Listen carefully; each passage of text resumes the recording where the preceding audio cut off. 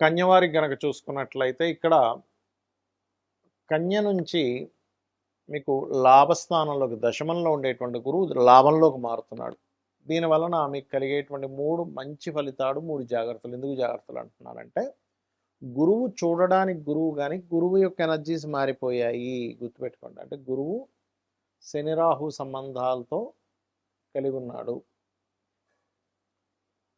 కాబట్టి ఈ శని రాహు ఎనర్జీస్తో ఎప్పుడైతే ఏకాదశంలో ఉన్నాడో ఇది ఇచ్చేటువంటి రిజల్ట్స్ ఇవన్నీ కూడా చెప్తుంది. నేనైనప్పటికీ చెప్పేస్తుంది సాక్షాత్ లలిత అమ్మవారిగా భావిస్తూ ఆ లలితాంబిక అమ్మవారి యొక్క అనుగ్రహం మీకు పరిపూర్ణంగా ఉండాలని మనస్ఫూర్తిగా కోరుకుంటూ, ఇక్కడ ఎప్పుడైతే దశమ భావం నుంచి మారాడో, ఏమంటే దశమం అంటే వృత్తి కదా, అక్కడి నుంచి మారిపోయాడంటే ఏంటి పరిస్థితి, ఉద్యోగం పోతుందా అంటే కాదు, ఉద్యోగంలో కొంతవరకు మార్పులనిస్తూ సొంతంగా ఇంకేదైనా మీరు వ్యాపారం చేయడానికి, వ్యాపారం పెట్టుకోవడానికి అనుకూలిస్తాడు ఇక్కడ గుర్తుపెట్టుకోండి.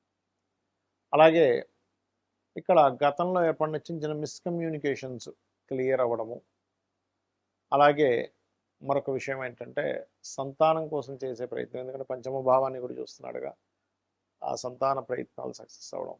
ఇంకా వివాహం కానటువంటి వారికి సప్తమంలో శని ఉన్నాడు, సప్తమంలో 5వ అధిపతి 6వ అధిపతి అయినటువంటి శని సప్తమంలో ఉన్నందుకు మీరు ఏదైతే వివాహం కోసం ప్రయత్నం చేస్తుంటారో, అది కూడా ఇష్టపడిన వారి వివాహం కోసం ప్రయత్నం చేస్తుంటారో, ఆ యొక్క ప్రయత్న సంబంధించినటువంటి అంశంలో మీకు ఈ శని మీద గురువు దృష్టి ఎప్పుడైతే పడుతుందో, ఏకాదశంలో ఉండేటువంటి గ్రహం యొక్క దృష్టి సప్తమం మీద పడ్డప్పుడు ఆ యొక్క వివాహ సంబంధించినటువంటి విషయంలో కూడా అనుకూలతనిస్తాడు.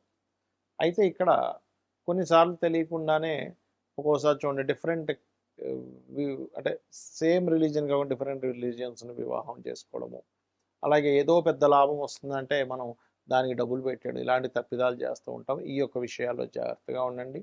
శని రాహు గ్రహాల దగ్గర ప్రధానంగా దీపారాధన చేయండి. గోవులకి మీరు బెల్లము తినిపించండి 4 గంటలుగా, అన్ని విధాలా మీకు బాగుంటుంది. గురువు కర్కాటక రాశిలోకి మారుతూ ఈ సంవత్సరం మనకు పోయిన సంవత్సరం ఎలా అయితే వృషభంలో ఉన్నటువంటి గురువు మిథునంలోకి, మిథునం నుంచి మరలా కర్కాటకంలోకి వెళ్ళి మళ్ళా కర్కాటకం నుంచి మిథునంలోకి వచ్చి కూర్చున్నాడు. ఈ సంవత్సరం కూడా 3 రాసులు అంటే మిథునంలో ఉన్న గురువు ఇప్పుడు మనకి కొత్త సంవత్సరాన్ని మిథునంలో ఉన్నాడు, అలాగే కర్కాటకంలోకి వస్తున్నాడు జూన్ 2కి, నవంబర్ 1కి అలాగా సింహంలోకి వెళ్ళి కేతుతో కనెక్ట్ అవుతున్నాడు. దీనివల్ల దేశకాల పరిస్థితుల్లో ఎందుకు ఇంత ఇబ్బంది, ఎందుకంటే గురువు ఉచ్చస్థానంలోకి వెళ్తుంటే ఇబ్బంది ఏంటండి, నేను చాలా రోజుల క్రితం చెప్పాను ఏమండి, గురువు కాదు, గురువు యొక్క స్వరూపం పూర్తిగా పాడైంది అని. అందుకే చూడండి విపరీతమైన ఎండలు, విపరీతమైనటువంటి వర్షాలు, ఒక రకమైనటువంటి ఇవన్నీ కూడా చెప్పుకున్నాం, మన యూట్యూబ్ ఛానల్లో ఉన్నాయి. అదేదో అంటే విపత్తు వచ్చేస్తుంది అనేటువంటివి మనం వింటూ ఉన్నాం వార్తలు. ఎందుకు కారణం ఏమిటి అంటే సర్పదోషాన్ని ఇన్నర్గా క్రియేట్ అవుతుంది. అక్కడ సర్పదోషం ఎలా క్రియేట్ అవుద్ది, రాహువు వల్ల, కేతువు వల్ల. రాహుకేతువులు ఇంకొక గ్రహంతో కంజక్షన్లో ఉన్నప్పుడు సర్పదోషాలు క్రియేట్ అవుతూ ఉంటాయి కదా, రైట్. అయితే ఈ కంజంక్షన్ విషయంలో ఇక్కడ ఒక మంచి కంజంక్షన్ కూడా ఉంది, అది కూడా ఏంటో చెప్తాను. ఒకటి, కర్కాటక రాశిలోకి జూపిటర్ ఎంటర్ అవుతున్నందుకు జలప్రలయాలు, జలం మూలంగానే కొన్ని వైరస్లు రావడం, ఈ కుజుడి మీద ఈ గురువు మీద కుజుడి యొక్క దృష్టి ఉన్నందుకు ఆ యొక్క దృష్టి మూలంగా కొన్ని యుద్ధ సంబంధించిన అనవసరమైన ఉద్యమాలు, వద్దన్నా సరే పిచ్చి పిచ్చి ఉద్యమాలన్నీ కూడా జరుగుతాయి ఈ లోకంలో. విపరీతమైనటువంటి కొన్ని ఉద్యమాలు జరగనున్నాయి గుర్తుపెట్టుకోండి. అవి తలా తోకా లేనటువంటి ఉద్యమాలు. అనవసరంగా ఎందుకు చేస్తున్నారా ఇప్పుడు ఈ ఉద్యమం అనుకోవడం. కొన్ని మంచివి కూడా జరుగుతున్నాయి, మంచివి ఉండవని నేను చెప్పట్లే, పాపం వాళ్ళ న్యాయం కోసం పోరాడేవి కూడా ఉంటాయి, అందులో ఉండవని నేను చెప్పట్లేదు. ఎందుకంటే కుజుడు ఓన్ హౌస్లోకి ఉండి గురువుని చూస్తున్నాడు. కర్కాటక రాశిలో ఉండే గురువు, కర్కాటక రాశిలో ఉండే గురువు అంటే ఏంటి, విద్యార్థులు, విద్యా సంస్థలు, విద్యా సంబంధించిన విద్యార్థులు కొన్ని ఉద్యమాల్లోకి ఎంటర్ అవ్వడం ఇస్తాడు ఇక్కడ.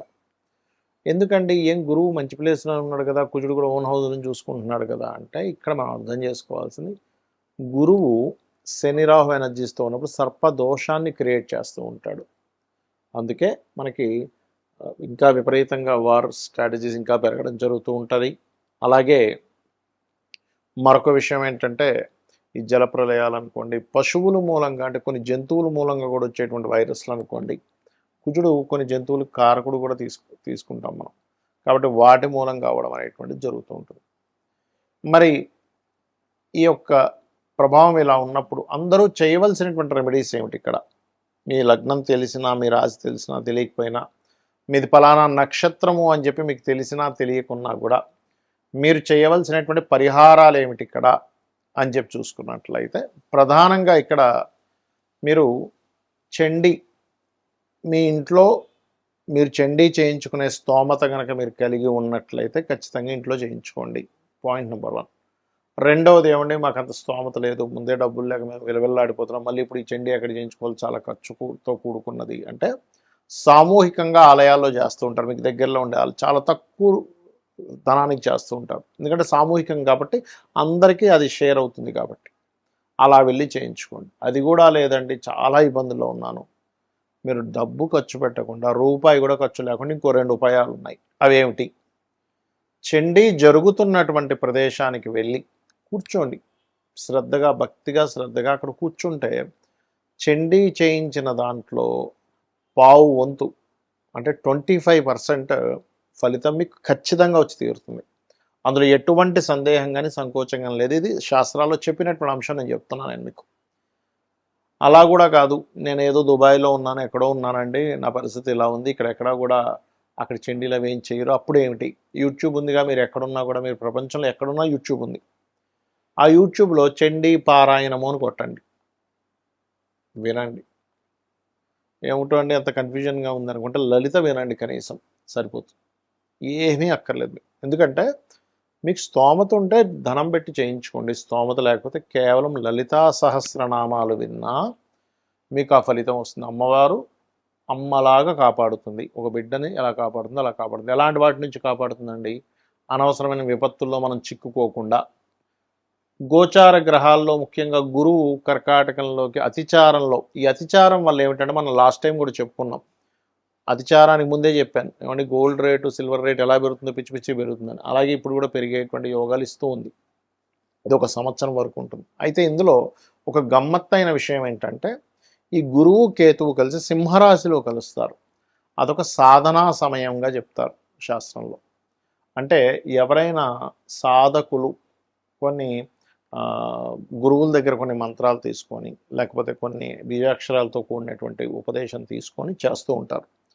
వారికి నవంబర్ 1వ తేదీ నుంచి 25వ తేదీ వరకు ఈ 25 రోజులు సాధనా సమయంగా చెప్పుకోవచ్చు. కాబట్టి ఇలా చేయండి. మరియు మనకి ఇప్పుడు పుష్కరాలు వస్తున్నాయి, పుష్కరాల దగ్గర కూడా చాలా జాగ్రత్తగా ఉండండి. శ్రీమాత్రేయ నమః.